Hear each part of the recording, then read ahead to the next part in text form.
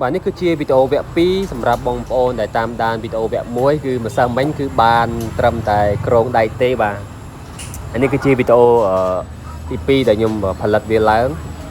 ដើម្បីបងប្អូនទស្សនាថាខ្ញុំរាល់ថ្ងៃខ្ញុំធ្វើអីខ្លះចឹងបងប្អូនបាទអានេះគឺជាវីដេអូដែលខ្ញុំចាប់ដើមរីឆ្អឹងដាក់ចឹងបងប្អូនបាទតែចាប់ដើមវាស់មើលទៅវាខុសបាទដោយសារយើងទិញការ៉ូមកវាអត់ត្រូវដោយអ្វីយើងវាស់ម្សិលមិញយើងក៏ចាប់ដើមវាស់កាត់វាសាថ្មីអញ្ចឹងបងប្អូនបាទយើងកាត់តម្រូវឲ្យត្រូវនឹងការ៉ូដែលយើងទិញមកអញ្ចឹងទៅ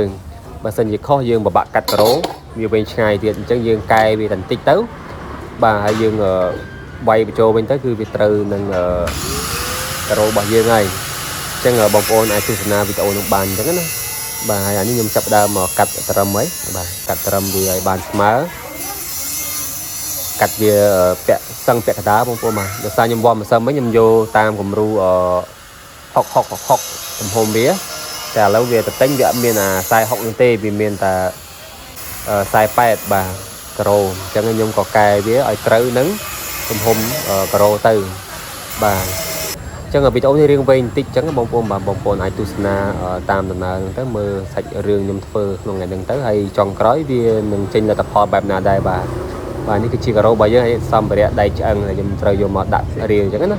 បាទឥឡូវខ្ញុំទៅចាប់ដើមវាស់កាត់ឆ្អឹងបដាបងប្អូនបាទព្រោះដោយសារតែយើងត្រូវដាក់ឆ្អឹងឲ្យរៀងយ៉ាត់តិចដើម្បីត្រូលការ៉ូនឹងអញ្ចឹងព្រោះការ៉ូនេះវាកន្លះវាសំទោសបងប្អូនបាទកម្រាស់វាគឺចូលកន្លះហ៊ុនបាទអ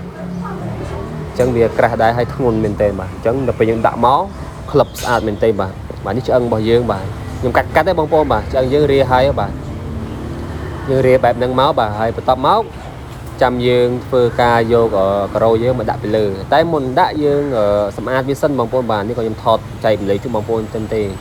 យើងសម្អាតយើងខាត់វាបាញ់ថ្នាំឲ្យស្អាតអញ្ចឹងណាបាទនេះគឺជាការ៉ូរបស់យើងបាទទំហំបែបហ្នឹងណាកន្លែងនេះគឺខ្ញុំចាប់ដើមបញ្ចូលការ៉ូបងប្អូនបាទដល់ពេលបញ្ចូលទៅ